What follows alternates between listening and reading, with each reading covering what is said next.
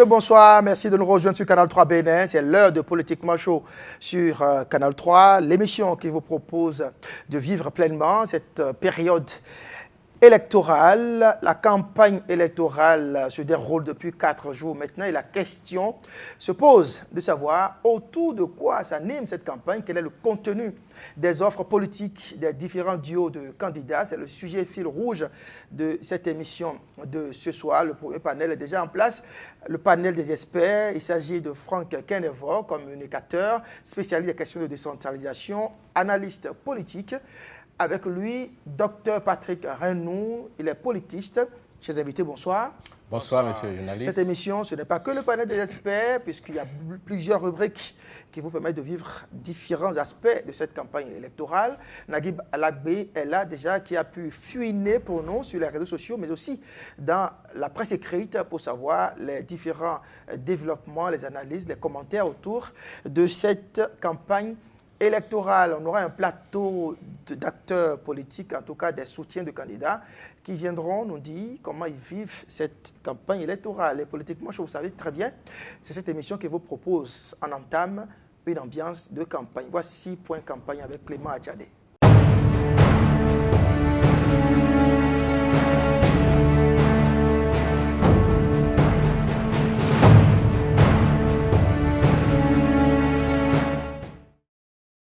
Il faut avoir confiance en ces deux leaders et les suivre.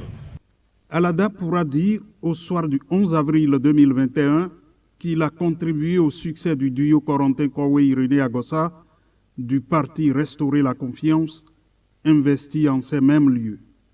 Accueilli solennellement ici au stade municipal de la commune par les militants venus nombreux de tout le territoire national, le duo candidat pour la présidentielle est rassuré de leur soutien. Et en retour, ce duo annonce ses premières actions au soir du 11 avril. Nous devons être fiers d'appartenir à cette nation. C'est pour ça que la réconciliation, l'unité nationale est une base indispensable de notre politique. Je vous dirai que notre action serait aussi dans la conservation de nos héritages. Notre héritage politique dans ce pays, depuis l'histoire, c'est les anciens présidents de la République. Et notre héritage, nous ici, c'est de pouvoir être avec nos anciens présidents, discuter avec eux, partager les connaissances qu'ils ont, l'expérience qu'ils ont, comme ça se fait avec Obama aux États-Unis. L'un des 3 duos retenus par la Commission électorale nationale autonome après étude de leur dossier, Corentin Kouawé et Irénée Agossa nourrissent bien d'ambition pour le Bénin s'ils accèdent au pouvoir. La politique qui sera mise en place est déclinée ici par le numéro 1 du tandem. Je m'engage à faire retrouver à notre démocratie une vitalité à travers un mandat de transition au cours duquel nous corrigerons les tests à polémique dans un esprit de consensus et de dialogue de vérité.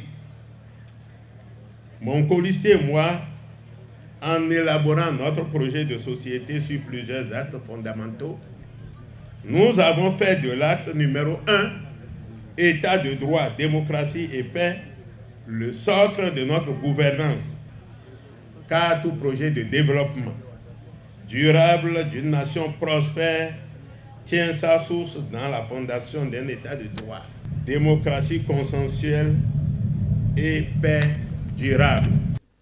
Le duo va plus loin dans son projet de société pour redonner l'espoir aux Béninois. Il entend mettre l'accent sur la confiance. Au-delà d'un simple bréviaire de campagne, ce programme entend regagner la confiance de tout un peuple. Car dans un pays où la méfiance est la règle et la confiance est l'exception, rien de constructif ne peut être entrepris dans la durée. Corentin Kouawé et son colistier Irénée Agossa sont dotés d'une conviction exprimée en 3 mots, la foi, l'audace, la confiance. Et à ce rendez-vous d'investiture, divers représentants des militants du RLC se disent prêts pour le combat.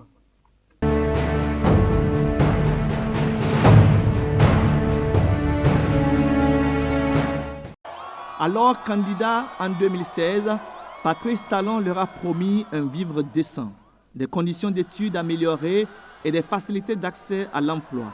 5 ans plus tard, c'est l'étudiant Marzouk qui évalue le candidat devenu président. En 5 ans, Monsieur le Président de la République, nous avons eu le sentiment que nous avons été abandonnés. C'est vrai qu'en 5 ans, vous avez révélé le Bénin d'un certain point de vue. Mais j'aimerais savoir, Monsieur le Président de la République, s'il est prévu au chapitre que pour les 5 ans à venir, la jeunesse serait révélée également. C'est justement pour répondre à ces inquiétudes et lever le voile sur les zones d'ombre sus-énumérées que le président candidat à la présidentielle d'avril 2021, Patrice Athanas Guillaume Talon, accompagné de sa colistière Mariam Talata Chabizime Yerima, a tenu à démarrer cette quinzaine de croisades électorales par ces instants de francs échanges. C'est un rendez-vous d'écoute et ce, en toute sincérité, avec les étudiants de nos universités publiques et privées du Bénin. Il a exprimé un sentiment que je partage. Permettez-moi le terme, mais je suis sincère. Honteusement depuis 5 ans. Mais ce sentiment a nourri plutôt en moi la rage d'aller encore plus loin et de chercher à la fin des 5 ans un deuxième mandat pour vous donner la preuve que maintenant ça y est. C'est un état des lieux implicitement pertinent. Son implémentation induit des réformes, des sacrifices et des gains.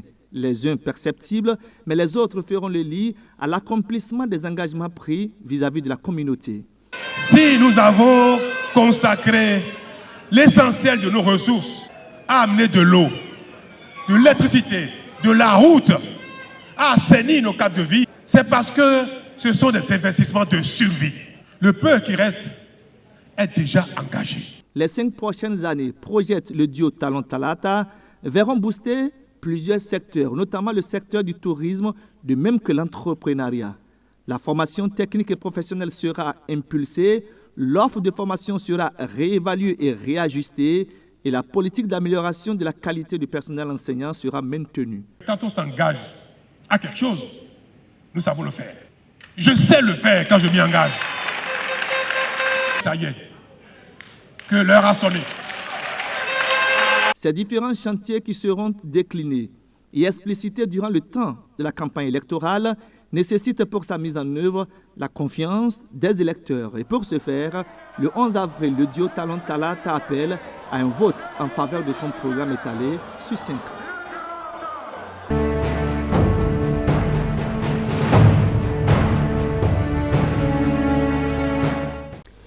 C'est l'avenir du système éducatif qui se décide ici entre les acteurs du secteur et des hommes politiques. Au cœur de cette rencontre, la situation des aspirants et la nécessité d'œuvrer pour restaurer les valeurs cardinales de l'éducation et la notoriété de ce type d'enseignants aujourd'hui baptisés aspirants. Au niveau des aspirants, il y avait déjà une discrimination négative qui se justifie par un surplus de 2 heures par rapport au quota horaire hebdomadaire des fonctionnaires de l'État et des agents contractuels du droit public de l'État. Et comme si cela ne suffisait pas, il fallait attribuer 26 heures, 28 heures, voire 30 heures par semaine aux aspirants. Nous sommes convaincus que vous êtes capable de sortir l'école béninoise du bourbier dans lequel elle s'enlise. Et c'est cette conviction qui amène les aspirants à faire allégeance au parti Foscori pour un Bénin émergent, l'un des 2 partis de l'opposition en lice pour l'élection présidentielle. Nous savons combien vous avez été humiliés. Ce que vous ressentez dans votre amour propre, c'est inadmissible.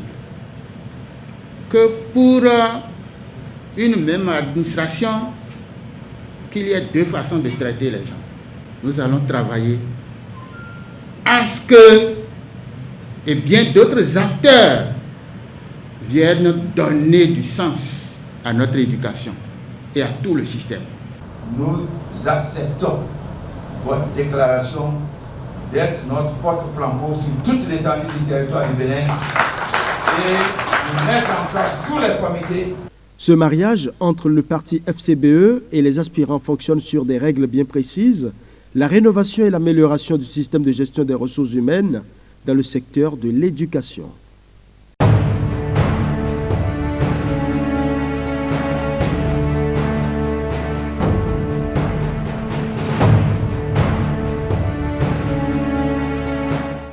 Alors, Franck Kenevor, docteur Patrick Renou, la campagne, elle bat son plein, comme on le dit souvent. Vous avez eu une idée à travers cette sélection de Clément Attiadé. Docteur Renou, merci de nous rejoindre et de retrouver votre place dans cette émission. Merci beaucoup. Comment vous la vivez, la campagne électorale? Merci pour cette question. Merci également pour l'invitation. Et je dis d'entrée de jeu que nous sommes dans le cadre, bien évidemment, d'une élection présidentielle qui reste la voie royale par laquelle on légitime ceux-là qui sont chargés de gouverner le pays pendant un mandat, dans le cas du Bénin, pendant un mandat de 5 ans. Nous sommes rentrés de plein pied dans la campagne électorale qui reste un rendez-vous de négociation et, si vous voulez, même de co-négociation pluridimensionnelle de l'engagement politique. Si je dois me référer à mes propres expressions que j'ai développées par ailleurs dans un ouvrage publié. Et pour ce qui concerne le Bénin particulièrement, c'est que nous avons 3 grandes listes, si vous voulez, 3 duos.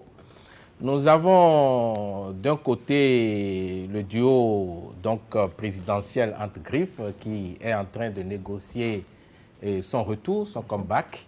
Et nous avons à côté le duo donc, de Humpé et donc de Djemba, et ensuite Korwe et Agossa. Les différents candidats sont allés au contact, n'est-ce pas, des citoyens, chargés de leur accorder le suffrage. Et donc, ils sont en pleine négociation de ces suffrages-là, qui reste la voie de légitimation, donc, et qui est reconnue comme telle. Et donc, nous avons vu que la RAC a lancé la campagne électorale, effectivement, et les différentes parties prenantes sont entrées dans le jeu, et nous avons constaté, effectivement, sur le terrain, qu'il y a des échanges tous azimuts, hein, uniquement dans le but de solliciter, n'est-ce pas, le suffrage des citoyens électeurs. Franck Kenevor, il paraît qu'une élection présidentielle, c'est un débat. Est-ce que depuis le vendredi 26 mars, vous avez le sentiment de vivre un débat? Merci. Je pense qu'une élection présidentielle, c'est à la fois un débat, mais aussi la rencontre d'un homme avec son peuple. Et c'est sur ces 2 éléments qu'il faut véritablement apprécier ce qui se fait, d'autant plus que lorsque je regarde la révision constitutionnelle qui a introduit le poste de vice-président, je comprends que le vice-président n'est pas vraiment un candidat à valoriser. Si vous regardez les 3 duos, je crois que c'est le duo que les gens appellent maintenant Tata, qui a le plus compris que le vice-président, c'est quelqu'un qui non seulement ne prête pas serment, qui n'est pas membre du gouvernement, et qui est au garage à la grande chancellerie, si éventuellement il y a vacance du pouvoir, devait prendre la relève. Donc je dis ça pour montrer que les 3 duos doivent valoriser le candidat principal, le titulaire, pour que les gens puissent comprendre qui est l'homme qui va à la conquête des suffrages, comme l'a dit le docteur Renou. Premièrement, pour qu'on puisse comprendre, le président sortant, on le connaît déjà, les autres candidats, il faut qu'on les connaisse, il faut qu'ils fassent rêver. Alors pourquoi à chaque meeting, à chaque déplacement, quand le titulaire parle, le candidat... Se sent également obligé de parler. Doit parler, non. Parfois même aux États-Unis, où l'idée est plus connu, c'est vers la fin de la campagne qu'on désigne son vice-président. Donc, ça c'est le premier élément que je déplore, parce que si vous deux vous parlez tout le temps, si après l'élection, l'autre ne va pas accepter d'être au même moment, parce que vous semblez mettre de côté le duo du président sortant, on a entendu Mme Talata Zimé, d'ailleurs, recentrer le choix d'une dame comme colistière du chef de l'État, se comparant à la reine Nyon Kogi, abusivement appelée reine mère dans l'empire de Niki. Ça veut dire qu'elle aussi, elle prend la parole. Oui, elle prend la parole quelquefois, mais je pense que dans le cas de figure, elle ne fait pas le poids à côté du président sortant. Ça, c'est déjà un premier élément. Deuxième élément, si vous prenez les autres duos, parce que vous avez Djemba et Rumpe qui est le secrétaire exécutif du parti. Tout à fait. Vous pensez qu'en cas d'élection, il va s'asseoir à la grande chancellerie et laisser Djemba... Sinon que je vais recentrer notre débat, notre discussion. On va faire un débat plus tard. On aura un panel consacré exclusivement aux colistiers, c'est-à-dire les vice-présidents, les candidats au poste de vice-président, et leur comportement pendant cette campagne. Le temps de nous permettre de nous recentrer sur le sujet du jour, c'est-à-dire que, est-ce que nous sommes vraiment en train de vivre un débat pendant cette campagne électorale pour une élection présidentielle, qui est censée être un débat, Dr. Henou? Il est vraiment évident, ce qui crève les yeux d'évidence à l'occasion de cette campagne électorale, c'est que nous n'avons pas assisté où nous n'assistons pas encore à un débat entre vraiment candidats, entre les candidats qui se sont inscrits sur la liste de départ. Et chacun essaye d'entretenir l'électorat en ne voyant que lui et lui seul. Et donc, il n'y a pas nécessité, donc, en tout cas pour l'heure, de constater qu'il y a interpellation à la limite d'un autre candidat, de façon à s'autodéterminer, de façon à procéder même à des comparaisons du point de vue même des projets de société.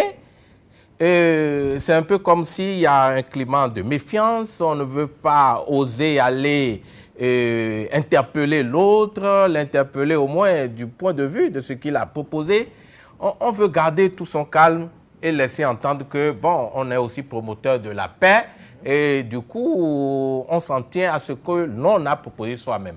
Et c'est ce qui pose un peu problème. Nous n'avons pas assisté, nous n'assisterons pas à un débat entre candidats. Et ça serait dommage pour la démocratie. Mais au moins, ce qu'il faut retenir, c'est que chacun essaye de défendre sa chapelle, de montrer ce dont il sera capable les 5 années à venir. Et c'est déjà là le nœud de la question, à savoir que l'interaction qui est créée entre les citoyens et les candidats vise uniquement à conquérir un suffrage et à se positionner comme tel élément crédible, mais pas en comparaison des autres. Et là, le débat est un peu biaisé à mon niveau, à mon avis, pardon, et je pense pour ma part qu'il aurait été intéressant que l'on assiste même à des interpellations, que l'on assiste à des débats contradictoires qui mettent en relief, n'est-ce pas, un certain nombre de considérations liées à tel projet ou à tel autre. Dans tous les cas, c'est que nous avons affaire à des candidats qui veulent vraiment s'autodéterminer, qui prêchent pour leur paroisse, mais sans courir le risque d'interpeller qui que ce soit. C'est ce que je peux dire pour le moment. Franck Kenevo, un président qui exprime ses regrets et aussi et surtout ses satisfactions par rapport à son action, à son bilan, des challengers qui proposent une transition, qui d'autres encore proposent, pour parler notamment de Djemba, le consensus, le retour en quelque sorte au statu quo hanté, mais on n'a pas le sentiment de vivre vraiment un débat entre les 3 challengers. Exactement. Vous savez, le premier élément qui étonne, c'est l'impréparation au niveau de certains candidats. J'ai lu un projet de société où les corrections sont restées dedans jusqu'à la publication. Donc ça veut dire qu'on n'a pas eu le temps de bien affiner ce document qui quand même est le document de base pour discuter. Deuxièmement, je pense que la réforme du système partisan n'étant pas allée à son terme, on n'a pas... parce que cette réforme a limité le nombre de candidats et du coup, ceux qui ont réussi à avoir le parrainage, peut-être se découvrent avec surprise candidats à la magistrature suprême et n'ont pas eu le temps de bien se préparer parce que justement, à part le projet de société du président sortant, je découvre quand même que les autres projets de société, c'est des mesures phares, une ligne avec des tirets, c'est des propositions en tiret. C'est pas ça un projet de société. Je prends un autre candidat qui, au lieu de faire un projet de société, fait un document de planification nationale qui donne une vision, qui donne une démarche méthodologique, etc. Alors, dans ce contexte, vous verrez qu'ils seront obligés de tenir l'élément clé de leur projet de société, à savoir au niveau du duo Korwe-Agossa. Vous verrez qu'ils vont se cramponner sur la transition de 2-3 ans qu'ils proposent pour organiser une conférence nationale de restauration et après des élections pour remettre le pouvoir. Et vous verrez de l'autre côté qu'on va rechercher le consensus et quelque part parler des enseignants. Et donc, ils vont s'en tenir à ça. Ça va appauvrir le débat. Et donc, c'est nécessaire que les journalistes puissent entrer en ligne de compte pour confronter. Parce que si les électeurs qui sont chez eux entendent uniquement les 3 candidats, ils ne pourront pas se faire une idée claire de ce que chacun propose. Il faut confronter. En 2016, tout dernièrement, il y a eu des confrontations entre projets de société. Il y a eu d'abord, dans un premier temps, une explication de l'offre politique de chaque candidat. Ensuite, il y a eu des confrontations où on a quand même pu débattre de ces propositions-là. D'abord, je pense aussi que la plupart des candidats, les 2 autres candidats, ont pris les premiers jours pour expliquer qu'ils sont de l'opposition et qu'ils veulent arracher le pouvoir au président sortant. Donc je pense qu'il y a un travail d'accompagnement parce que le résultat que nous avons au niveau du candidat président, le président sortant, c'est normalement le même résultat d'organisation, de sérieux, de qualité de proposition, d'organisation de meetings. Vous voyez, il y a disparité entre les différents meetings sur le terrain. Et donc, ça, c'est certainement parce que le processus n'est pas allé à son terme. Et quand même, il y a FCDE qui a eu quand même des soutiens de l'État. Ça ne se ressent pas vraiment dans l'organisation de leur offre politique, dans leurs meetings, dans leurs déplacements, il n'y a pas, disons, une professionnalisation au niveau des 2 autres candidats. Or, la réforme du système partisan devrait permettre d'avoir des partis structurés qui organisent. J'ai suivi hier sur l'OETB, au niveau du jour, c'est dans un garage que l'un des candidats a déposé sa coordination départementale avec quelques affichettes. Est-ce que c'est forcément le lieu où on abrite ces cellules, ces démembrements de campagne qui forcément... non, c'est un tout. Je parle d'une dynamique qui doit venir des partis politiques. Parce que le président sortant l'a dit, c'est lui qui a porté la réforme, il a dit dans son projet de société, il veut une fois pour toutes que les partis politiques soient suffisamment outillés, organisés, structurés pour animer les fruits n'ont pas totalement tenu la promesse des fleurs en la matière.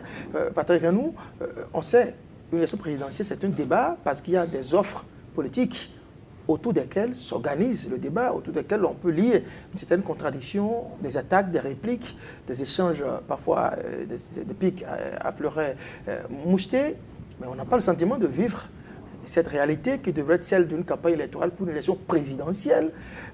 J'ai le candidat Djemba, que j'ai interrogé ce matin dans le cadre de la production de la HAC, moi président, qui dit, bon, je vais annuler telle loi, je vais ramener telle situation, statu quo ante, Ironé Agossa et Corentin Koroué, mais on ne sent vraiment pas des échanges, un challenge entre les différentes offres politiques, entre les différents candidats. Mais pourquoi, selon vous? On ne peut pas comparer la situation d'il y a 5 ans à celle que nous vivons actuellement.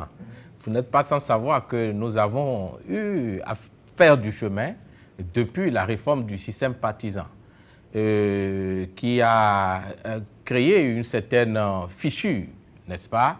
Parce que d'un côté, il y a ceux qui ont acclamé la réforme et de l'autre, il y a ceux-là qui sont restés résistants. Ceux qui sont candidats aujourd'hui savent très bien d'où ils sont venus. Hein. Et en réalité, ils n'ont pas pu se retrouver à ce niveau aujourd'hui sans l'onction du président sortant qui est en train de négocier son retour. D'une façon ou d'une autre. Il a fallu avoir quand même des parrainages. Il a fallu, tous ceux qui ont cherché le parrainage ne l'ont pas obtenu. Et donc, si aujourd'hui... Vous voulez dire que c'est parce que le président les a choisis? Non, je ne le dis pas directement, mais je dis que d'une manière ou d'une autre, ils ont reçu l'onction du chef de l'État. À partir de cet instant, il y a des discours... Il n'y a pas de débat, qu'il n'y ait pas... Il y a des discours qui ne pourront pas tenir. Il y a des discours qui ne pourront pas tenir parce que, d'une manière ou d'une autre, ils se sentiront redevables du chef de l'État. Ça, c'est le premier point. Le contenu des discours... Le second point... Ça soit bien loin de cette réalité que vous décrivez. Oui, mais si vous me suivez, j'irai jusqu'au bout. Le deuxième aspect qu'il me convient quand même d'aborder, c'est que nous avons affaire à 3 pôles. Le premier pôle, c'est le président sortant, qui a mis du temps à se préparer et qui a conçu son projet de société actuel dans la continuité de ce qu'il avait en 2016. Et donc, il s'est enraciné. Il a eu le temps de remuer la question dans tous les sens. Et deuxièmement, c'est que nous avons affaire à un président de la République qui est resté serein. Serein par l'action publique, par le biais des actions qu'il a eu à poser. Et donc, nous sommes face à une situation... Qui a un bilan à défendre. Tout à fait. Et sans doute qu'il veut une continuité de son action. Mais je présume que ces challengers, ce sont des citoyens qui, d'abord, n'apprécient pas son action, critiquent son action et se proposent en alternative et devraient pouvoir lui apporter le change dans le cadre d'un débat autour de cette élection présidentielle. Oui, mais je n'ai pas fini. Oui, je le fais réagir rapidement parce qu'aussi, il faut dire qu'on est tenu par le temps. Oui. Mon ami Patrick Renoir a eu plus de temps. C'est faux. C'est faux, c'est faux. C'est pas un problème. Oui. Le vendredi dernier, il n'était pas là, donc il peut parler légèrement plus que moi. Mais je pense que le vrai problème, c'est le problème que j'évoquais tantôt, c'est que nous sommes à une élection présidentielle, mais qui intervient alors que le processus de réforme du système partisan n'est pas allé à son terme. Ouais. Donc, les partis politiques qui ont réussi à s'inviter à la table de cette élection ne sont pas tous préparés de la même manière. Nous connaissons tous quand est-ce que le duo Koroué et Agossa s'est constitué. Donc, tout cela rejaillit sur la qualité du débat. Mais ce que je dis et qui est fondamental, c'est que si on avait au moins au niveau des FCBE un parti politique qui était déjà présent au niveau des communales et municipales, si on avait une meilleure préparation au niveau des FCBE, ça aurait pu relever le niveau du débat. Parce que lorsqu'on parle d'une présidentielle, c'est vrai que c'est un candidat qui est mis en vue, c'est des idées, c'est un projet de société qui existe, mais ce n'est pas lui seul qui parle tout le temps. C'est pas, c'est-à-dire, ce n'est pas les candidats seuls qui parlent.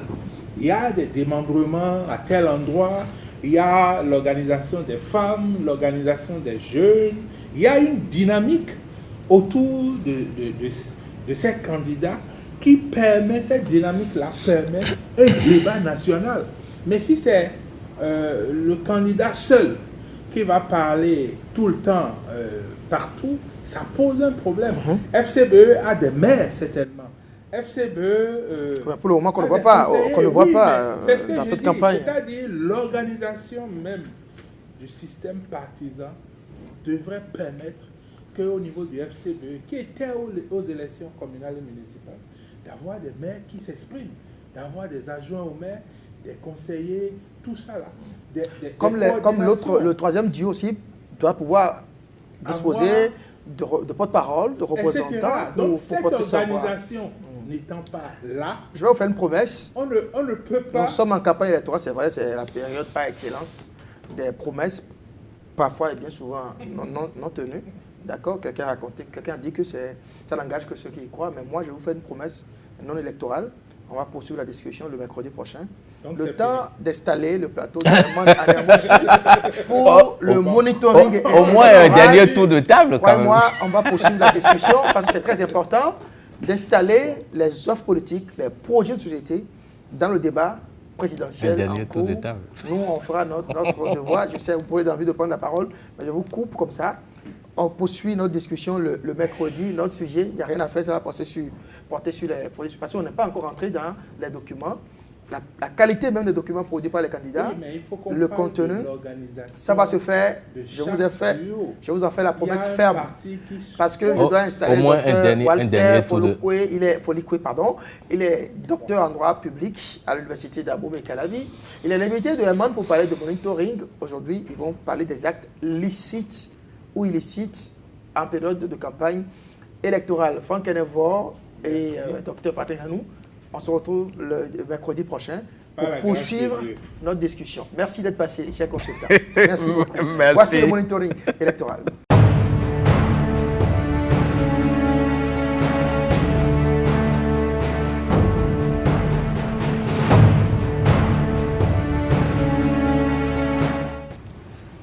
Dans la suite de Politiquement Chaud, le face-à-face avec Liamedi Mohamed, il est l'un des porte-parole du duo de candidats, Corentin Corré et Irénée Agossa. Il sera face à une dame, Nadia Okumansou, elle est présidente de l'Organisation des femmes capables, soutien du duo de candidats, Patrice Talon, Talata Zimé. Notre rubrique médiamétrie sera en 2 volets.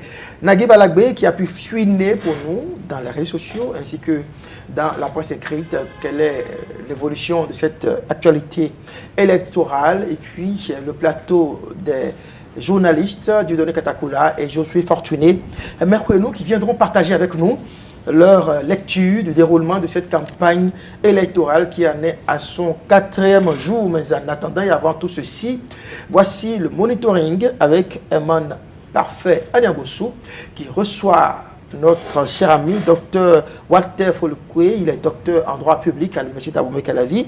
Et aujourd'hui, Herman Aniabossou, vous avez retenu qu'on parle des activités licites pendant la campagne électorale. Tout à fait, André Doussa. C'est bien de ça qu'il est question ce soir, des activités illicites durant la période de campagne électorale. Et qui dit période de campagne électorale, donc activité illicite, parle également d'activités illicites. Docteur Folkwe, dites-nous, c'est d'abord quoi? Quelle définition donne-t-on de la période de campagne électorale? Alors, merci, cher ami journaliste. Oui.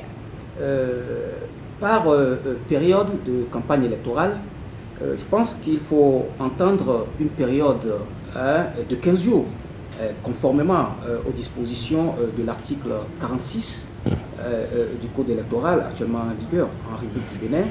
Et donc, il s'agit d'une période ouverte aux partis politiques qui sont engagés dans une compétition électorale pour conduire des activités ou des opérations de propagande et surtout dans le but d'amener les électeurs à soutenir les candidats en compétition par leur vote. Et donc, il s'agit en réalité pour les partis engagés dans la compétition qui étaient dans le starting block et qui se retrouvent maintenant libérés avec véritablement une coudée franche pour aller à la conquête du pouvoir. Alors, c'est également une période d'effervescence politique et sociale qui traduit réellement le pluralisme politique qui est en vigueur dans un État. Alors, à titre d'exemple, vous allez voir que depuis que la campagne a commencé, les différents duos qui sont engagés ne tiennent pas le même langage. On vit véritablement une divergence d'opinion. Et c'est ça en réalité qui fait la vitalité d'une démocratie. Alors, en tant que tel, dites-nous alors, c'est quoi la licéité en droit? La licéité en droit, pour être très accessible à nos auditeurs, je dirais que c'est le caractère de ce qui est permis ou autorisé par la loi, mais qui se fait également dans le respect de la loi. Voilà. Et ça dit donc que licéité va avec illicéité. Tout à fait. Ce qui n'est pas licite est naturellement illicite, oui. Et quand c'est illicite, cela veut dire que cela tombe dans le giron du droit pénal. Alors, parlons un peu des activités qui sont autorisées durant la campagne, durant la période électorale. Quelles sont ces activités-là? Voilà. Conformément aux dispositions de l'article 48 du Code électoral, toujours en vigueur en République du Bénin, je veux parler du Code de 2019, les activités licites des campagnes n'apparaissent pas de façon exhaustive. Mais cependant, ces activités sont connues. Elles sont connues et de façon classique, il s'agit des activités de propagande et de divulgation des projets de société, mais également des programmes politiques des différents candidats et de leurs partis politiques. Alors, ceci dit, ces activités se présentent sous plusieurs facettes. Il s'agit, par exemple, des réunions politiques, des meetings, de sensibilisation, des passages de candidats sur les médias audiovisuels. Il s'agit également du déploiement des affiches publicitaires et des flyers un peu partout. Et ce sont, mais également, ces activités peuvent également se mener au jour d'aujourd'hui sur les réseaux sociaux. Et il faut également noter que ce sont des activités qui vont se dérouler ou qui se déroulent sur toute l'étendue du territoire national, et avec une ferveur indescriptible qui est marquée surtout par des discours ambitieux tenus par les candidats ou les représentants des différents partis qui sont engagés dans la conquête du pouvoir. Ça veut dire que c'est une sorte de contrat que les acteurs politiques signent avec les électeurs. Oui, on peut le considérer ainsi, parce qu'il s'agit en réalité, pendant la période des campagnes électorales, il s'agit pour les candidats d'aller à la conquête de l'électorat, en essayant de les convaincre de leur projet de société et de leur programme politique. Donc, sous cet angle, je crois qu'il s'agit bel et bien d'un contrat social qui naît comme ça. Alors, quelle est la finalité des activités illicites en période de campagne électorale? Alors, la finalité des activités licites en période électorale, pour être bref, je crois qu'il s'agit de convaincre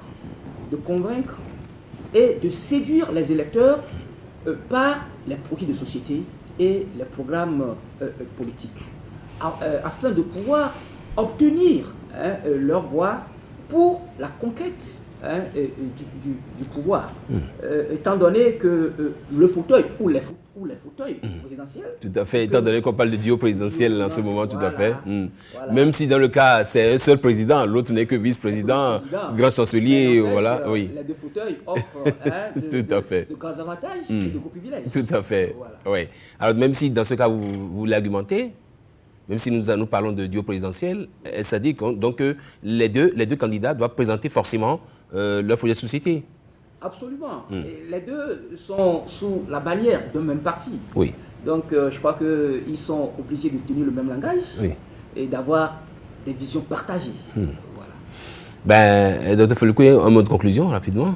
Un mot de conclusion, je crois que notre souhait c'est que cette période de campagne électorale soit véritablement une période apaisée, une période de tolérance. Et cela dit, je crois qu'il est encore de la responsabilité des différents partis politiques et de leurs candidats de faire un travail supplémentaire de sensibilisation à l'endroit de leurs partisans qui sont beaucoup plus engagés dans les activités ou les opérations de campagne électorale. Walter Folikwe, vous êtes docteur en droit public. Merci d'être passé. Ça va être votre deuxième passage. On se retrouve sans doute pour d'autres numéros de Politiquement Chaud ou de Douralex. C'est Lex, André Dossa. Merci. Merci, Eman Anyambossou. Merci, docteur Folikwe. Merci d'être passé sur ce plateau. Nous souhaitons vous retrouver très rapidement pour d'autres développements des dispositions du code électoral pendant cette période électorale. En tout cas, on est ensemble jusqu'à la nuit électorale, voire au-delà. Je vous souhaite une excellente soirée. Merci. C'est moi. Pour la moisson du jour, Eman Parfait Anyambossou. Juste après vous, ce sera le portrait du candidat Patrice Talon, titulaire du duo de candidats Talata. Patrice Talon, bien évidemment, Zimé Talata. Alors, Patrice Talon qui propose de continuer la dynamique, celle qu'il a impulsée depuis 2016.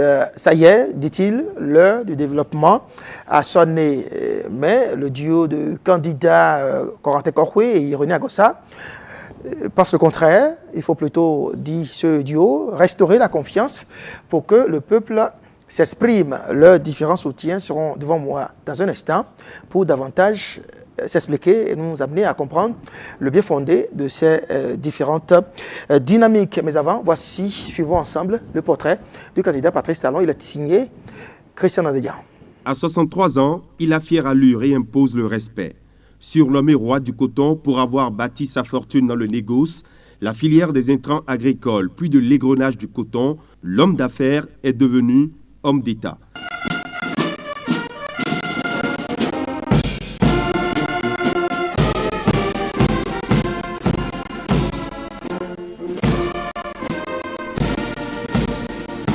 Fort de sa réputation et du pouvoir financier qu'il possède, Patrice Talon, stratège mais discret, a longtemps été dans l'ombre des hommes politiques béninois avant de s'illustrer en 2006 dans le choix et l'avènement au pouvoir de Boni Yayi. Par 2 fois, il le fait élire président de la République avec le chaos de 2011.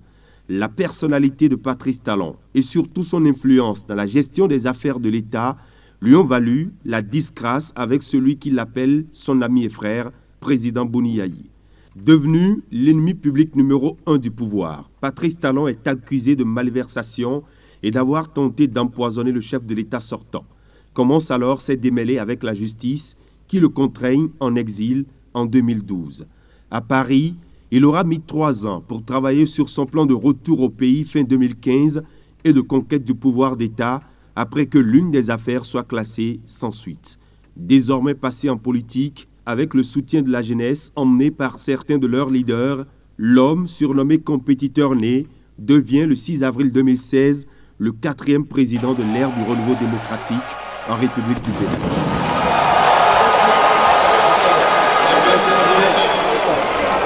La nation est devant le peuple libre, seul détenteur de la souveraineté. Il fonde sa stratégie sur un nouveau départ avec des idées telles que le mandat présidentiel unique qui va induire une réforme constitutionnelle et la consolidation de la République. Aidé par la coalition de la rupture portée par plus d'une dizaine de candidats, Patrice Talon remporte le second tour de l'élection présidentielle à plus de 65% face à Lionel Zinsou, Premier ministre sortant et candidat du pouvoir, arrivé premier au premier tour et deuxième au second tour. À sa prise de pouvoir, il s'attaque aux réformes dans l'administration et l'assainissement des finances publiques. Président ambitieux et moderniste, Patrice Talon, en décembre 2016, soit 8 mois après sa prestation de serment, décline son programme d'action du gouvernement Bénin Révélé pour le quinquennat 2016-2021. Il restaure l'autorité de l'État et s'engage dans un processus d'assainissement des dépenses publiques. S'appuyant sur l'Assemblée nationale, le président réformateur dote le pays des lois qui, entre autres, encadrent le droit de grève qu'il considère comme un frein au développement, révolutionne l'administration et crée en 2018 la Cour de répression des infractions économiques et du terrorisme, CRIET, pour lutter contre la corruption, l'enrichissement illicite, le trafic de stupéfiants, le blanchiment des capitaux et le terrorisme. Sur le plan politique, Patrice Talon promeut la réforme du système partisan et l'instaure, à la suite d'un dialogue politique qu'il convoque en octobre 2019, une révision constitutionnelle et la relecture des lois électorales votées à l'unanimité du Parlement 8e législature sont intervenus en novembre de la même année. Ces tests créent le poste de vice-président de la République et imposent aux candidats d'obtenir des parrainages de moins 10% du total des députés et des maires pour se présenter à l'élection présidentielle. Il prévoit également l'organisation à partir de 2026 des élections générales. La mise en œuvre des nouvelles règles a suscité de nombreuses critiques au Bénin, mais aussi au sein de la communauté internationale. Ses détracteurs et opposants à son système l'accusent d'avoir engagé le pays dans un tournant autocratique aux antipodes des règles de démocratie dont se vante le Bénin. Vaille que vaille, Patrice Talon a conduit sa politique jusqu'à la convocation du scrutin présidentiel du 11 avril 2021. Le successeur de Boni Yayi, qui a annoncé ne briller qu'un seul mandat de 5 ans, a fini par aviser après l'échec de la première tentative de révision constitutionnelle. Candidat à sa propre succession, il se fait porter par des partis politiques de la mouvance pour un second mandat présidentiel qu'il place sous le signe de la Renaissance. Marié à Claudine Benagnon et père de 2 enfants, Lionel et Karen, Patrice Talon choisit comme colistière Mariam Talata Chabizime, députée et actuelle vice-présidente de l'Assemblée nationale. Voilà, c'était donc le portrait du candidat Patrice Athanas Guillaume Talon, un document signé Christian Adandedja.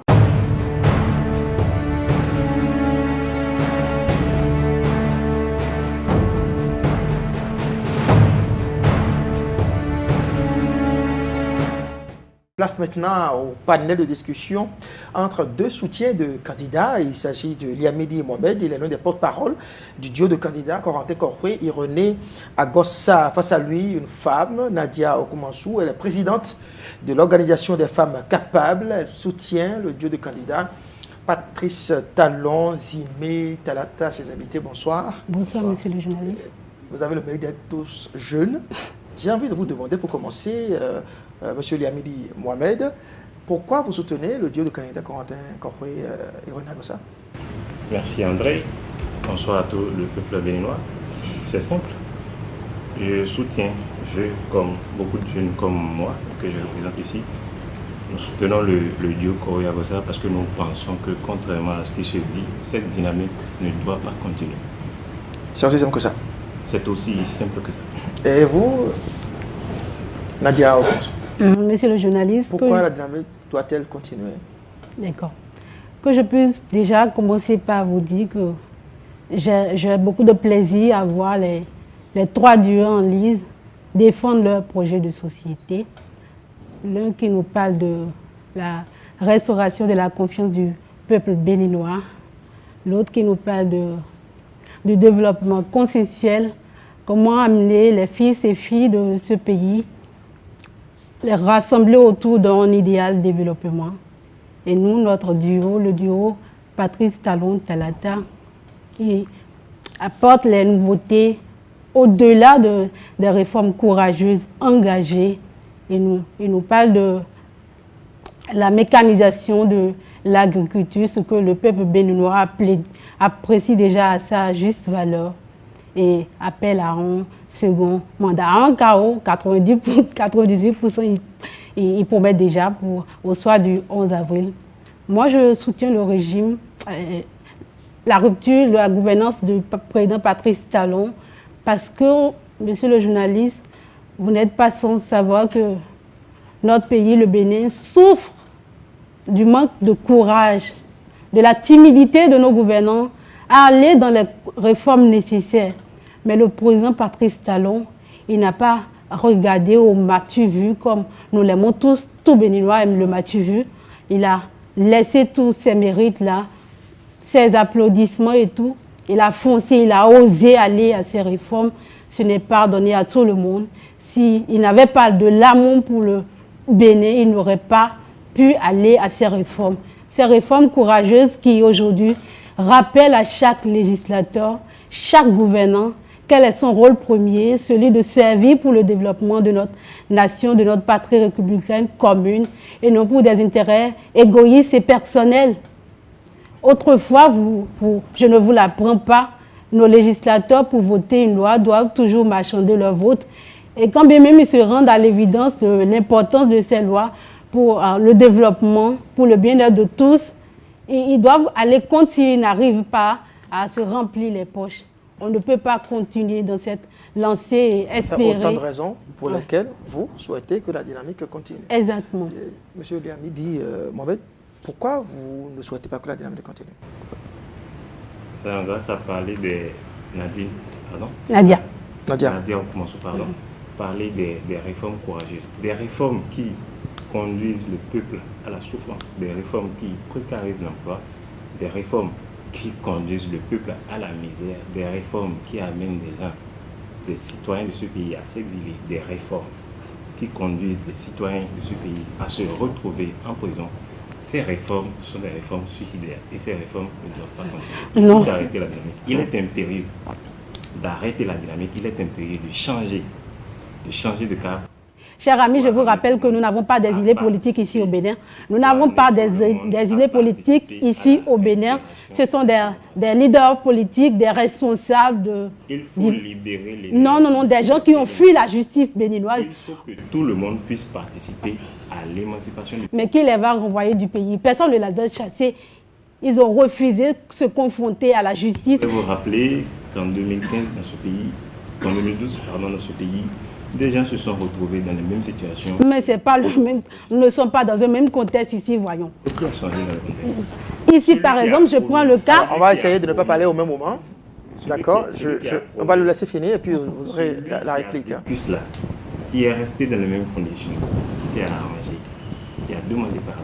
Le président Talon est le prototype même du pardon. Le président Talon est le prototype même de ce que ce pays... C'est-à-dire?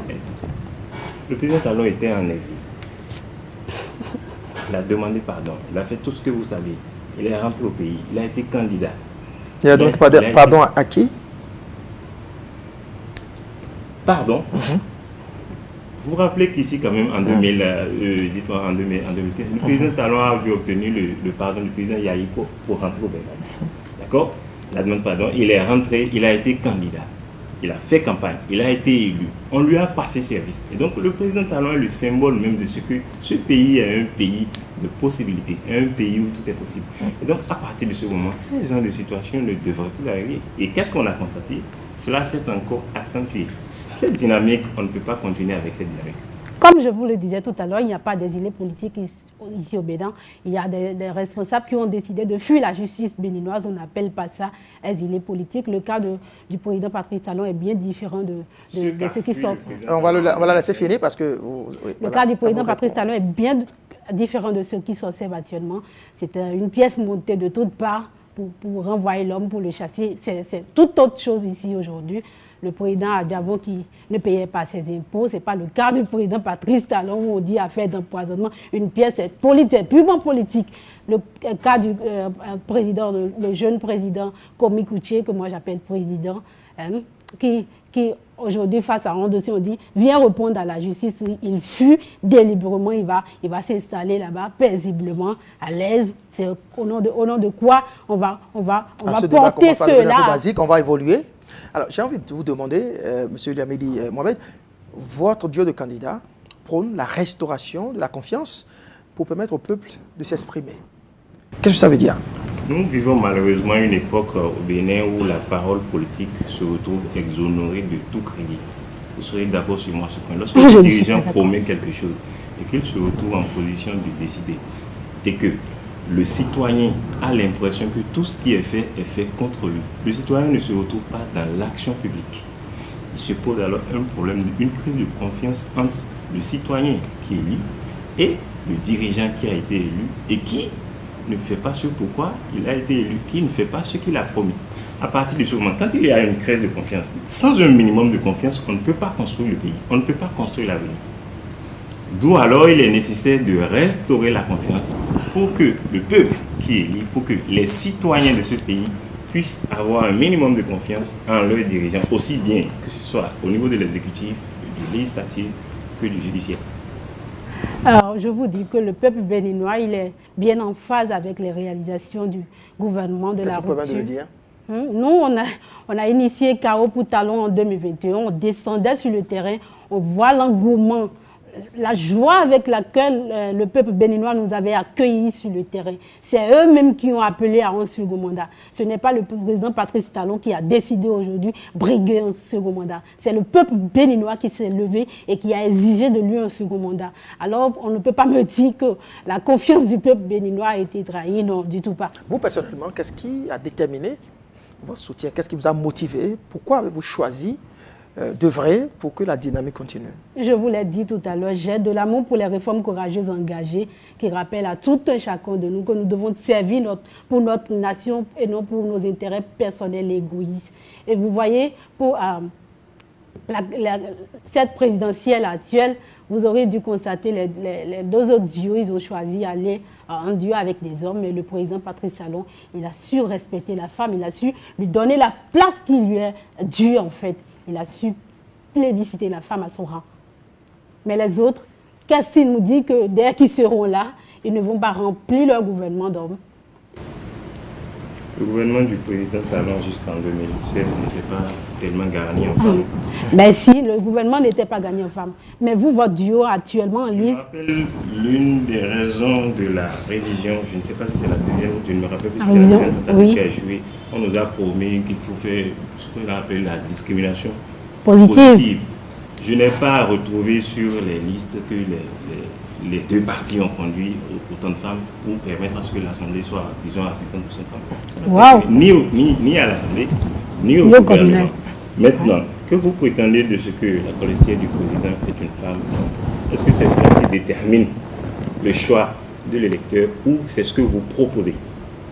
Mais je l'ai déjà dit, le contenu est assez éloquent en lui-même. Alors, on va poursuivre cette discussion. Vous, votre candidat, Yone Agossa, propose une transition. Une conférence nationale de restauration, un dialogue de vérité, tout un programme. De quoi cela retourne-t-il? Si nous ne pouvons plus nous parler, nous venons d'origines différentes, d'ethnies différentes, mais nous sommes tous des citoyens de ce pays. Mais si nous ne pouvons plus nous asseoir et parler et penser au développement du pays, c'est qu'il y a un problème. À partir de ce moment, il faut qu'on se retrouve. C'est pour cela que nous nous proposons la conférence nationale de restauration. Restaurer la démocratie, restaurer l'état de droit, restaurer les libertés. Parce que les peuples fondateurs, ceux qui ont fondé notre République, ils ne se sont pas battus pour des questions claniques, ils ne se sont pas battus pour des questions de ce que vous voyez aujourd'hui. Ils se sont battus pour les idéaux inscrits dans notre Constitution de 1990, qui prônent évidemment la liberté de se regrouper, la liberté de s'associer, la liberté d'expression, la liberté de choisir librement, que le peuple choisisse librement ses dirigeants, et le fait de s'assurer que rien ni personne ne puisse venir empiéter sur ces droits qui nous appartiennent à nous tous. C'est pour ça qu'il est important de s'asseoir, de parler et de restaurer la confiance. Donc, c'est pour ça que nous parlons de la conférence nationale de restauration, qui sera en fait une version améliorée de celle de 1980. Et dans la foulée, vous proposez une organisation d'élection générale pour reprendre, j'imagine, les législatives, les municipales, etc.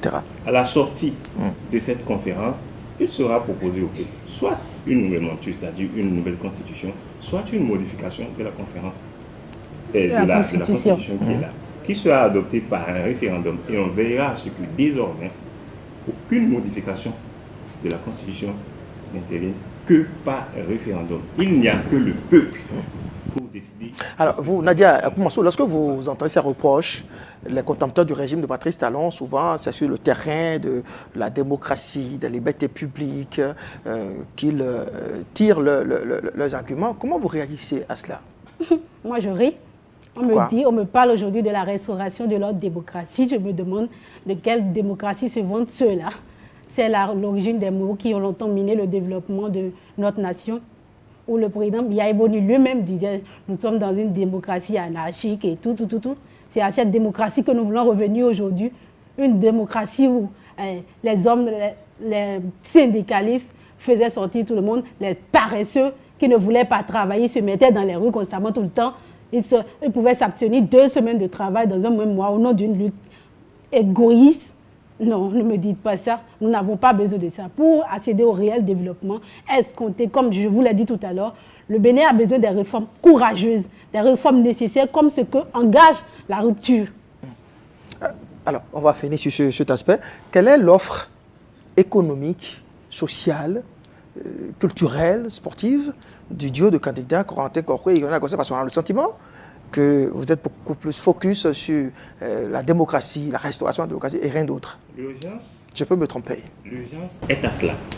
Et pour finir avec ce que je disais tout à l'heure, à l'issue alors de l'adoption de cette nouvelle constitution, étant donné que les lois sur lesquelles les candidats Koroué et Agossa sont élus, étant donné que les lois sur lesquelles ils sont élus, eux-mêmes ils contestent ces lois, pour être conséquents envers eux-mêmes et pour rester dans la logique de la restauration de la confiance, nous allons écouter le mandat.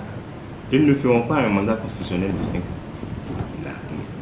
Le mandat qui leur sera confié ne durera que la période des réformes. Et au terme de ces réformes, ils vont organiser des élections générales. Il paraît que le pouvoir, c'est un mélange de sucre et de miel. Comment peut-on vous croire lorsque vous dites, enfin, quand le duo dit vouloir écourter le mandat présidentiel? Il n'y a pas autre chose à faire parce que l'élection se déroule dans un contexte. Vouloir faire un mandat constitutionnel aujourd'hui ne réglerait pas le problème du pays. Il faut se limiter à ça, se limiter aux réformes et dès lors que cela est fait, déposer le tablier pour permettre au peuple de choisir librement son dirigeant et à partir de cela, remonter le cap du développement. Comment vous réagissez à cela? Écoutez le mandat présidentiel, parce que c'est le plus urgent à faire, la restauration de la démocratie. Je ne les crois pas, moi. Choukassi me dit qu'une fois là-bas, ils feront ce qu'ils sont en train de dire. Au moins, le président Patrice Talon, s'il y a quelque chose qu'on lui reconnaît, s'il y a une valeur que moi je lui reconnais, c'est qu'il n'a pas de difficulté à honorer à ses paroles, à honorer à ses promesses. Vous allez m'arrêter tout de suite là pour me dire qu'il avait promis un mandat unique. Un mandat unique, comme je vous l'ai dit tout à l'heure, ce n'est pas de son vouloir de revenir, mais c'est le peuple béninois qui a exigé de lui qu'il revienne. Et que ne ferait pas le président Patrice Talon pour le peuple béninois? Je ne sais pas. Le peuple a le dos large. Le président Talon a choisi ses mots. Personne ne l'a imposé de faire un mandat. Et à maintes reprises, quand on lui a posé des questions, quand M. André Boussa lui a posé des questions, il a eu tout le plaisir du monde de dire que lui, à titre personnel, dans tous les cas, il fera un mandat. Je ne pense pas qu'il y a un Béninois qui a déjà oublié ça. Et donc, ces Béninois qui, dans l'ensemble, ne l'ont pas oublié, attendent avec un sentiment qu'ils gardent encore pour eux le 11 avril pour montrer qu'ils n'ont pas rien oublié. Quel type de Béninois? La minorité manipulée qui s'autoproclame opposition, mais disons, soyons raisonnables. Ma dernière question, quel est l'intérêt pour la jeunesse, vous êtes jeunes, vous êtes tous jeunes, de soutenir l'un ou l'autre des candidats, notamment de soutenir Corentin Koroué, puisque c'est votre cas à vous? En regardant le projet de société, ce qui consiste d'abord à retenir, parce qu'aujourd'hui, en face, on parle des réformes courageuses, mais toute réforme qui précarise l'emploi, de quoi on vit? On vit que de ça, on vit que de ce que l'on fait. Le Béninois ne demande pas grand-chose, il demande juste à vivre de ses efforts. Mais toute réforme qui précarise cela, qui empêche l'émancipation réelle des citoyens dans la cité, cette réforme est une réforme inadaptée. À partir de dans un contexte comme ça, quel développement vous voulez? Quel épanouissement vous voulez? Si l'action publique ne met pas au centre de cette préoccupation le bien-être des Béninois, le bien-être de ceux que l'on dirige, il y a lieu d'arrêter avec ça et de tourner, de changer de cap. C'est aussi simple que cela. Et vous? Je me dis, les gens se trompent en fait. Parce qu'autrefois, les gens avaient de liberté, ils ont loisi de voler l'argent de l'État, d'encaisser pour des manifestations. On voyait des DG, des ministres sortir des billets de 10 000 comme des farouteurs, alors que nous ne sommes pas dans une boîte de nuit où je garde les mots pour moi.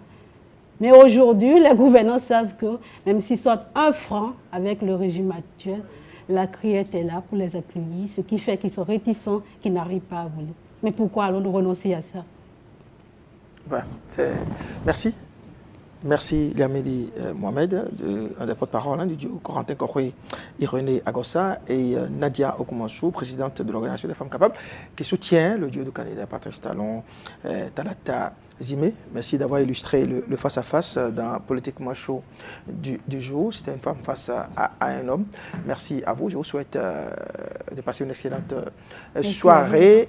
On va finir ce plateau avec une rubrique en 2 volets, médiamétrie, Naguib Alagbe, pour nous présenter l'actualité électorale vue par les médias, mais aussi et surtout les cyber-citoyens. Puis, après lui, je recevrai 2 confrères, Dieudonné Katakula et Josué Fortuné Merouenou, pour partager avec nous leur lecture de cette actualité électorale. Voici médiamétrie.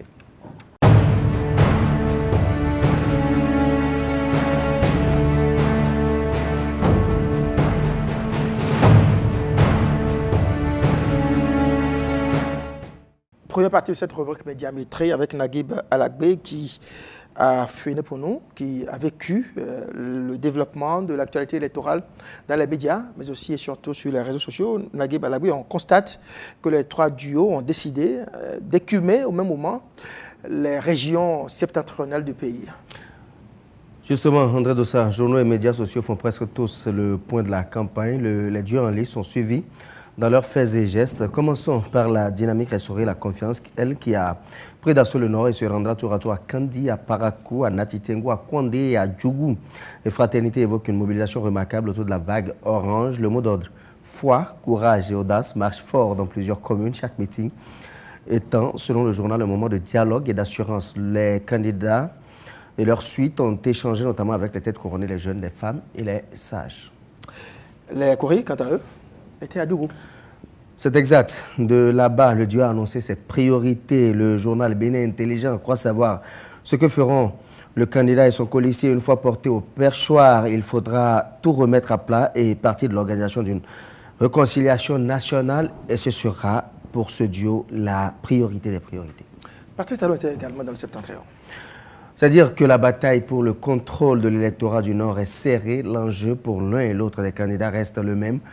Convaincre différentes couches de l'électorat. Patrice Talon était tout le week-end à Kandi, à Parakou et à Djougou pour défendre son bilan et présenter aux populations son nouveau projet en vue d'un renouvellement de bail. Et sur la toile, j'imagine, la campagne la plus virile? Oui, les médias sociaux également. La campagne bat son plein. Il s'observe cependant que les duos de l'opposition sont quelque peu absents sur Facebook, notamment, où les publications sur le duo Talon et Talata abondent. Dès hier, par exemple, plusieurs pages ont assuré la présence sur la toile des photos officielles du duo. Un travail a été fait également sur l'étape de Kandi et ce que représente cette commune en vue de la victoire prochaine du candidat Talon et de sa colistière. Un test de la dynamique Talon, par exemple, sur le sujet et le titre « Kandi et Parakou plébiscite Talon ». On va en lire un extrait, je cite. Dans une ambiance festive, Patrice Talon et sa colistière ont tenu en haleine au stade Sakakakina Gezéré de Kandi une impressionnante foule sur les tenants et aboutissants du programme 2021-2026, notamment en ce qui concerne les aspects liés à la mécanisation de l'agriculture. Et enfin, grosse saignée au niveau des forces Kori pour le développement du Bénin. FCDB, comme on peut le lire sur Banuto et d'autres médias sociaux encore. Alain Adiou abandonne la BAC et rejoint le duo FCBE. L'ancien ministre annonce son ralliement au duo ce dimanche et appelle, dans une vidéo publiée par le média La Météo, à voter pour le duo Djemba Humpé. Merci Naguib Alagbe. Vous-même, qu'est-ce que vous en pensez? Cette campagne électorale depuis 4 jours, est-ce que vous avez vraiment le sentiment qu'elle se déroule autour des projets, autour des offres politiques des différents duos? Il va se passer que peut-être avec le temps, ça va venir parce qu'on est qu'au début. Je crois que le week-end... ouais? Oui, on est qu'au début. Il y a 4 jours. La campagne a été lancée vendredi. Le week-end, les candidats étaient dans le septentrion et là, ce n'est pas forcément le cadre idéal pour suivre les débats. Donc, on va peut-être attendre qu'au fur et à mesure que les choses évoluent et que les campagnes se déroulent peut-être dans les centres urbains, dans les grands centres urbains, que le choc des idées puisse être une réalité. Le choc des idées, on verra. On va entendre à présent le point de vue de Josué Fortuné Mercouenou, journaliste au quotidien du service public de la Nation, et Dieudonné Katakula, journaliste également, sur ce choc des idées dont vous parlez. Ils pourront nous dire si vraiment choc des idées il y a. Voici le dernier panel de cette émission avec nos confrères.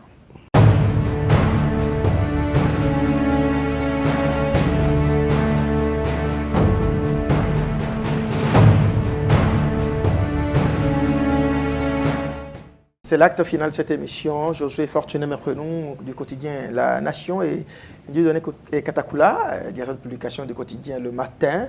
Bonsoir. Bonsoir. Vous êtes au cœur de cette campagne électorale parce que vous la couvrez pour vos différents médias. Je rappelle au passage que vous êtes aussi correspondant de l'AFP, l'Agence France Presse au Bénin, Josué Fortuné Mercouenou. Comment vous vivez cette campagne, Dieudonné Katakula? Bon, il faut dire que pour nous, en tant qu'acteurs des médias, c'est une campagne atypique, d'autant que et ça devient de plus en plus l'habitude, on dirait, parce que déjà même pour les municipales, on a été contraint à un régime auquel on n'était pas habitué en tant que responsable d'organes des médias où, sous le couvert du Covid, on nous a imposé une campagne médiatique ciblée qui ne nous permettait pas d'avoir une liberté dans les choix des événements à couvrir, du positionnement et de la façon... C'est différent maintenant. Maintenant, on veut une campagne traditionnelle, ordinaire. Ce n'est pas ordinaire. Ce n'est pas ordinaire parce que quand vous lisez les décisions de la HAC, il semble que on a de plus en plus peur que les gens aillent à la dérive plutôt que qu'on laisse les gens faire et après on leur demande des comptes. Mais loin de là, pour venir véritablement sur le terrain politique de comment ça se passe, nous avons vu qu'il faut remarquer que les états-majors des 3 duos de candidats n'ont pas vraiment perdu le temps. Aussitôt la campagne lancée le vendredi, le samedi déjà, tout le monde s'est organisé pour être présent sur le terrain. Ça dit que les états-majors étaient déjà véritablement prêts avant le début des campagnes. Deuxième chose qu'il faut remarquer, c'est que les 3 duos de candidats semblent avoir mis le cap sur la région nord du pays. On se demande pourquoi la région septentrionale a été privilégiée au début de la campagne. Est-ce pour des raisons d'organisation et de calendrier ou est-ce que réellement aujourd'hui l'enjeu ou le territoire a gagné pour pouvoir prétendre gagner les élections, c'est la partie septentrionale du pays? Est-ce qu'il y a des motifs qui le disent? Je crois que les 3 états-majors n'ont pas choisi d'aller sur le même front politique au même moment par hasard. Parce que, quoi qu'on dise aujourd'hui, il y a ce sentiment dans le septentrion que le président Patrice Talon est venu, par exemple, et a semblé un peu négliger certaines personnes de l'autre côté ou a semblé négliger l'apport des cadres du septentrion, le développement du septentrion, malgré les nombreux projets qui se font. Ils ont toujours l'impression que ça ne va pas. On peut prétendre que c'est pour cela que le cap a été mis sur le nord automatiquement. Sur ce positionnement, le temps quand même permettre à Josué Fortuné Mercouenou de nous dire si lui aussi il vit une campagne inhabituelle. Inhabituelle, je dirais non. Je pense que pour cette fois-ci, nous sommes en train de retrouver petitement les marques de la campagne électorale telle qu'on l'avait connue. Il y a une exception qui a été faite par rapport à la pandémie de la maladie à coronavirus. Cette fois-ci, en tout cas pour la campagne électorale, on a autorisé qu'il puisse y avoir de grandes manifestations de plus de 50 personnes, à condition, bien évidemment, que les états-majors politiques prennent les conditions pour que les gestes barrières soient respectés. Donc, vous avez constaté que déjà vendredi matin, par exemple, c'est ça qui a justifié la très grosse affluence qu'on a eue au niveau du palais des congrès de Cotonou. Où le candidat Patrice Talon s'est produit. Voilà, pour le candidat Patrice Talon face aux étudiants et face à quelques jeunes. Et à se poser la question de savoir pourquoi le président sortant, c'est-à-dire candidat à sa propre succession, sans la nécessité, dès le premier jour de la campagne, d'organiser une manifestation aussi grandiose, plus de 2500 personnes, de rencontrer les jeunes, de s'entretenir avec eux. Ça veut dire que dans aucun état-major politique, on ne prend cette campagne électorale-là à la légère. Vous avez vu que déjà, dès la journée... D'abord, je voudrais mentionner que la campagne, pour ainsi dire, la campagne des affiches, par exemple, elle a commencé dès les premières heures déjà peu après minuit, tout le monde, enfin, vous constatez déjà dans la ville, pour ceux qui ont eu le temps de faire un tour de ville cette nuit-là, que les affiches avaient déjà commencé par être posées de telle sorte que vendredi matin à 7h30 ou 8h, vous avez déjà des panneaux. En tout cas, les régies publicitaires sentis à bon compte. Hein, donc, vous observez que personne n'a pris la campagne électorale à la légère. Ça veut dire qu'il y a quand même de l'engouement autour de cette campagne, même si ce n'est pas encore l'effervescence des grands jours. Toujours est-il que déjà au cours de la journée de vendredi et durant tout le week-end, aucun état-major politique n'a dormi sur ses lauriers. Katakula fait bien de le rappeler. Il le rappelait tout à l'heure, le week-end a été très mouvementé dans le septentrion pour les 3 duos. Justement, par rapport à ça et en lien avec le développement de Katakula, y a-t-il un enjeu dans la partie septentrionale, dans le cadre de cette élection, pour que tous les candidats soient justement focalisés dans cette zone-là, écument les communes de cette zone? Y a-t-il un enjeu? Absolument, il y a un enjeu. Lequel? Il n'y a même pas un enjeu, il y a un gros enjeu pour les 3 duos en compétition. Lorsque vous prenez par exemple le duo Talon-Talata, le président Patrice Talon dira, enfin son état-major dira que dans la partie méridionale du pays, il peut revendiquer une certaine assise, une certaine audience, et donc ici, il a moins besoin de mouiller le maillot.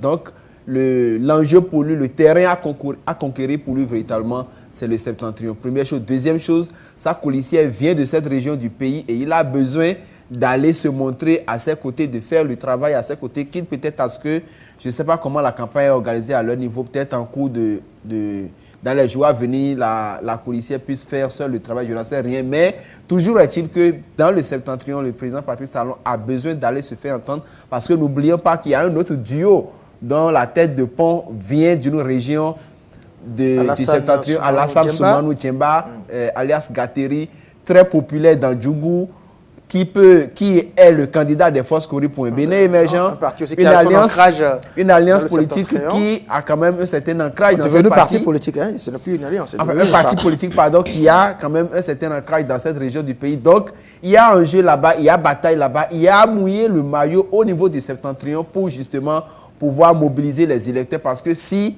le duo Talon-Talata dort un peu sur ses lauriers, j'ai l'impression que Alassane Soumanou Djemba pourrait facilement leur avis la vedette dans cette partie-là. Et maintenant, pour le dernier duo, le duo Korkwe-Agossa, les deux candidats viennent d'une partie du pays. Et donc, si le duo ne va pas dans le septentrion, ne va pas chercher du suffrage dans le septentrion, je pense que la partie, elle va se retrouver avec la position congrue si elle décidait de se contenter uniquement des voix d'ici. Et chose inédite, je pense que c'est l'une des rares fois quand même que dans une campagne électorale, tous les candidats se ruent comme ça sur la partie septentrionale du pays au même moment, et pas pour de petites actions, pour des meetings dans carrément un séjour dans le septentrion. Donc, les 3 duos ont eu à faire le tour de plusieurs localités à la fois. Ça veut dire quand même qu'il y a un enjeu et un enjeu sérieux dans cette partie. Alors, Dieudonné Katakula, c'est vrai, il y a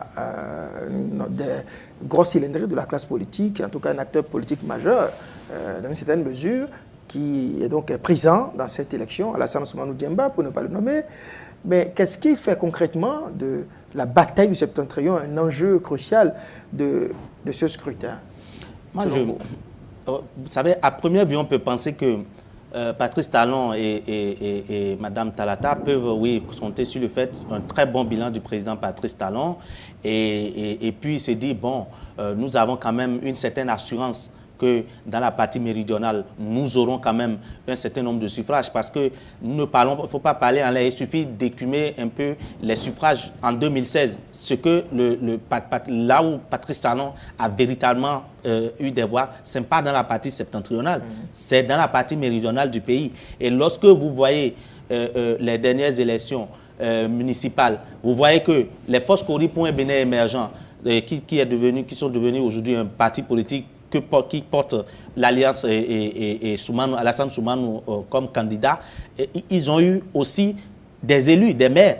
Et vous allez voir qu'ils ont beaucoup plus eu de maires au niveau de cette partie du pays. Donc, aujourd'hui, la partie septentrionale devient un enjeu parce que si le clan Patrice Talon ou bien le duo Talata et Talon-Talata se laisse faire et se contente seulement d'actions, de petites actions sous profit de saupoudrage, il risque d'avoir certainement le revers de la médaille. Parce qu'en somme, aujourd'hui, il y a en fait, même si nous avons 3 duos de candidats, tous les autres candidats aujourd'hui, leur argument de campagne, c'est tout sauf Patrice Talon.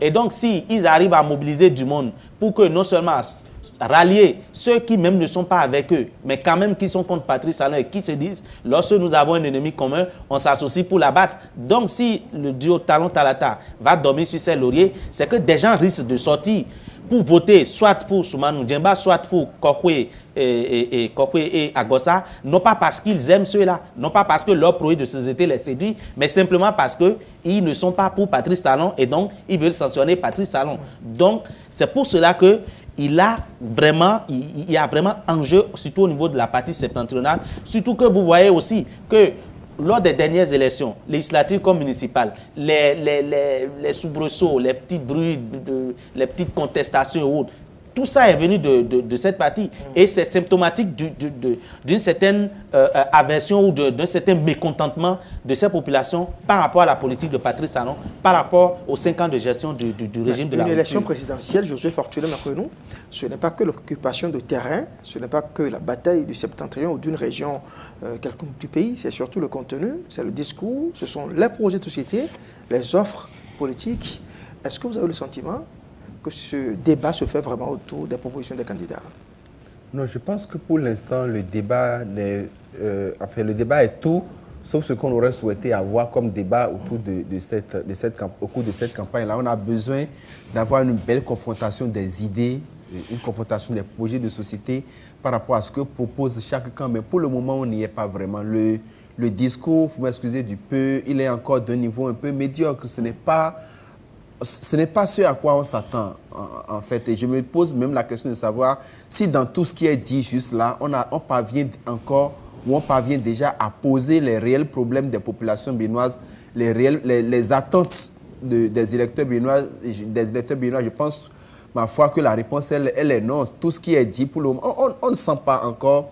Ce que les Béninois ont envie d'entendre aujourd'hui, c'est qu'est-ce qu'on leur propose de manière concrète et sérieuse pour changer leurs conditions de vie, pour changer leur quotidien, pour renflouer peut-être les caisses de l'État dans une moindre mesure, mais beaucoup plus améliorer le panier de la ménagère. On ne va pas nier aujourd'hui que nous sommes dans une situation économique assez difficile dans le pays. On mange difficilement, n'ayons pas honte de le dire. Et donc aujourd'hui, ce que les Béninois ont besoin de savoir, qu'il s'agisse du camp qui a envie de rempiler ou de ceux qui ont envie de prendre le pouvoir, ce que les Béninois veulent savoir, c'est qu'est-ce qu'on leur propose concrètement. Mais pour le moment, on n'y est pas. Vous avez d'un côté le duo Talon-Talata, qui est dans la logique de nous voulons revenir parce que nous avons engagé quelque chose, permettez-nous d'aller au bout. Et comme le dit souvent le président Patrice Talon lui-même, en 5 ans c'est trop peu, en 5 ans il n'est pas parvenu à faire grand-chose. Certes, les balises ont été posées, il faut donc un second mandat pour aller au bout, pour concrétiser la plupart de ce qui est engagé pour porter le rêve des Béninois par rapport à un certain nombre de choses. C'est pas mal, mais ça de mon point de vue, ça ne satisfait pas encore les réelles attentes des populations. Et à côté de ça, vous avez d'autres qui viennent dire nous voulons restaurer la confiance. Les gens, enfin, vous venez leur dire qu'il faut restaurer la confiance, que les populations ne se font plus confiance. On ne se fait plus confiance, d'accord, mais le premier problème du Béninois, c'est qu'il veut savoir à quoi va ressembler son quotidien de 2021 à 2026. Ceux qui n'ont pas du travail ont envie de savoir qu'est-ce qu'on leur propose pour qu'ils aient du travail. Ceux qui ont le travail veulent savoir qu'est-ce qu'on leur propose pour améliorer peut-être leurs conditions de travail, leurs conditions de vie, améliorer leurs conditions salariales. Les gens ont besoin de savoir, ceux qui n'ont pas l'eau ont besoin de savoir à quelle échéance nous aussi, nous pourrions disposer de l'eau potable et ainsi de suite pour toutes les autres préoccupations. Ceux qui travaillent dans le secteur de la santé, par exemple, ont envie de savoir quand est-ce que le plateau technique va répondre aux besoins pour mieux prendre soin des populations. Les populations qui vont dans les hôpitaux veulent savoir si, en allant à l'hôpital, on n'y va pas pour ensuite atterrir dans un cercueil, ainsi de suite. Donc, de mon point de vue, c'est ça les préoccupations essentielles des Béninois. Mais pour le moment, on n'y est pas. Les gens tiennent de petits discours, mais des discours qui ne reflètent pas encore les aspirations du peuple béninois. De mon point de vue, c'est ça. Et l'idéal, c'est qu'avant la fin de cette campagne-là, il faut qu'on ait une confrontation des projets de société. Alors, il n'y a pas une confrontation des projets de société, dixit Josué Fortuné Mercrenou. Vous savez, il y a un duo qui propose que la dynamique continue. Il y a un autre qui propose un développement consensuel. Un troisième duo qui pense plutôt qu'on doit faire table rase de tout ça et propose une transition, une conférence nationale de restauration, un dialogue de vérité. C'est vrai que ça nous éloigne de ces campagnes électorales de 2001 où parfois sur les prix de pétrole, ça a pu basculer, n'est-ce pas, les débats, faire basculer les débats. Mais selon vous, Dieudonné Katakula, n'est-ce pas assez quand même pour qu'on puisse dire oui, le débat s'anime, puisque les trois candidats, chacun a son point de vue, a son positionnement. Bon, mon cher confrère André Dossa, le débat ne s'anime pas, simplement parce qu'il n'y a pas les conditions pour que le débat s'anime. Vous voyez, j'ai commencé mon propos tout à l'heure, quand vous m'aviez posé la première question, pour dire que la campagne, pour nous, hommes des médias, se déroule pas comme habituellement. Je ne parlais pas de la façon dont les candidats faisaient la campagne. Oui. Et donc, il faut quand même que qu'on commence à comprendre dans ce pays qu'une campagne électorale, ce n'est pas seulement les 2 semaines là. Une campagne électorale, c'est presque une année électorale. Nous sommes dans une situation où les candidats même ne savaient pas. Il y a beaucoup qui ne savaient pas qui serait, à part peut-être M. Patrice Talon, qui est président en exercice et qui a exprimé son ambition de remplir et qui sait ce qu'il est en train de faire et ce qu'il peut encore faire parce que à quelques exceptions près, la plupart des candidats à 3 semaines ou recalés, c'est à 3 semaines près. C'est à 3 semaines près que les gens se sont décidés pour dire oui, je peux aussi être quelqu'un qui va diriger ce pays. Vous prenez le duo Agossa et Kokwe, personne ne sait d'où ils viennent parce que simplement ce duo est né de la division interne au Parti démocrate. Donc les gens sont sortis de nulle part. Ils n'étaient pas prêts pour être candidats. Donc vous voulez que le débat soit... Oui. Donc, vous exagérez, ils ne sortent pas de nulle part. Ce sont des citoyens béninois qui ont vécu le mandat de Patrice Talon. Ce n'est pas à 2 mois, Monsieur André Dossa, ce n'est pas à 2 mois, ce n'est pas à 2 mois d'une élection présidentielle qu'on se retrouve des envies d'être président de la République. Et donc, comme ça, on n'aura aucun débat. Parce que même les projets de société que vous citez, ok, Patrice Talon, la dynamique continue. Au moins, c'est quelqu'un qui est au pouvoir, qui sait ce qu'il a fait durant ces 5 dernières années et qui a une idée claire et nette de ce qu'il veut faire. Restaurer la confiance ou encore un développement consensuel ou autre dont on nous parle. Même eux-mêmes, lorsque vous les invitez sur des plateaux, leur SBI, leur porte-parole et autres, même quand ils développent ces aspects, vous n'avez aucune compréhension de cela. Et donc, ce qui devrait favoriser le débat en amont... Vous n'avez même pas compris notre cher ami Mohamed Liabi tout à l'heure. Non, ce qui devrait même... Alors, on va finir sur la campagne électorale médiatique. C'est le code électoral qui dispose que désormais la HAC doit pouvoir organiser une campagne médiatique. On retient un certain nombre d'organes de presse qui sont chargés d'offrir un accès égalitaire aux différents candidats en lice. Josué Fortuné Mercrenou, vous êtes journaliste au quotidien de service public La Nation. C'est une nouveauté, c'est une des particularités de cette élection présidentielle. Comment vous l'appréciez ? Bon, déjà, pour le quotidien de service public, vous savez que ce n'est pas une innovation, ce n'est pas une nouveauté. Oui, bon, vous êtes astreint. On nous a, enfin, les médias équitables et équilibrés. Chez nous, c'est équilibré, les privés. Oui, chez nous, il faut également y ajouter l'équité. Non, je pense que malheureusement, je comprends un peu la frustration de Dieudonné Katakula en tant que responsable d'organes de presse, que cette campagne-là qu'on a voulu, qui aurait pu être beaucoup plus animée dans les médias, ne le soit pas parce que pour lui, c'est beaucoup de pète à la fois. Il manque de contenu, il manque de ressources. Les caisses de sa direction commerciale ne sont pas renflouées parce que en temps normal... La n'empêche aucun organe de presse de collaborer, d'accompagner des candidats. Non, je pense que dans la situation... Quand même, vous êtes retenu, sélectionné. Vous pouvez travailler. Oui, vous pouvez travailler, mais ça ne vous laisse pas la main, ça ne vous laisse pas... Je vous renvoie à l'article 30 de la décision de la HAC. Allez lire l'article 30 de la décision. Non, pour ce qui est de... En fait, la tradition, c'est quoi? La tradition, on la connaît. C'est qu'habituellement, les organes de presse ont la latitude de contracter avec telle ou telle autre chapelle politique. Ça pleut les insertions, ça pleut les commandes, ainsi de suite. Mais ce qui n'est pas le cas ou ce qui n'est plus le cas depuis un bon moment. Et pour cette élection également, je pense malheureusement que ce ne sera pas le cas. Donc, je comprenais un peu la frustration de Dieudonné Katakula. Donc, ça, c'était une parenthèse. Pour revenir dans le fond du sujet, donc, je pense qu'aujourd'hui, on doit pouvoir, en tant que média, offrir l'espace aux candidats pour venir faire des débats d'idées. ce genre de campagne électorale Les candidats disposent chaque jour de 30 minutes. Ça ne règle pas le problème. Ce dont vous parlez, et il y a l'émission Moi Président. Moi, ce dont vous parlez, candidat. Ce dont vous parlez, moi j'appelle ça de la enregistré aujourd'hui avec le candidat Djemba. Ce dont vous parlez, j'appelle ça de la récitation. On donne de l'espace aux duo candidats pour venir dire des choses. Ils viennent dire et ils repartent. Ce n'est pas ça. La confrontation des idées. Je vous donne un exemple très simple. Sur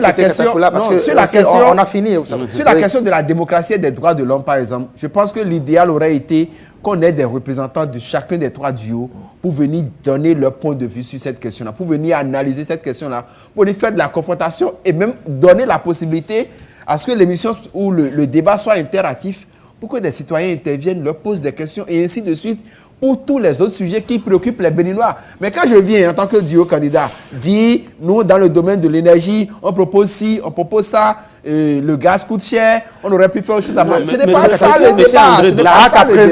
La HAC a prévu un contradictoire pour le second tour. Monsieur André Dossa, ce dont nous avons besoin, ce n'est pas ce débat encadré. C'est un débat ouvert. C'est que suffisamment encadré. Et nous sommes en période électorale. Il faut qu'on réfléchisse ensemble. Je ne veux pas critiquer parce que je ne suis même pas dans une posture de critiquer. Mais lorsque nous sommes dans un métier où nous observons, nous pouvons apporter notre éclairage. On ne peut pas continuer de régenter le débat comme ça et espérer que le débat politique soit riche. Ce n'est pas possible. Vous voyez, la HAC ne fait peut-être qu'appliquer la loi, mais moi je trouve qu'il faudrait véritablement qu'avec les fêtières, qu'on s'asseye pour voir si cette pratique est une bonne pratique et si ça permet aux citoyens de savoir ce que proposent les candidats. Parce qu'il ne sert à rien qu'un candidat vienne seulement et tout ce qu'on entend, nous dans notre projet de société, pour l'eau là, il y aura assez à l'eau. Pour tel, il y aura assez à tel. Et il n'y a personne en face d'eux pour leur demander, mais comment vous voulez vous y prendre? Est-ce que vous connaissez l'histoire de cette... Est-ce que... Et le débat n'est pas ouvert. Donc, je plaide pour que vraiment, on revoie les choses. Nous, journaliste au quotidien de Service public La Nation, merci. Vous n'avez pas laissé le temps de parler suffisamment. Vous allez revenir, ne vous en faites pas. Ce plateau, il est à vous. D'ailleurs, vous êtes particulièrement co-présentateur sur Canal 3 BN. Vous souhaite une excellente soirée. Merci beaucoup, André. Chers amis téléspectateurs, ce sera tout pour aujourd'hui dans Politiquement Chaud. On se retrouve le mercredi prochain pour d'autres aspects de cette campagne électorale. Passez d'agréables moments devant Canal 3 BN. Au revoir.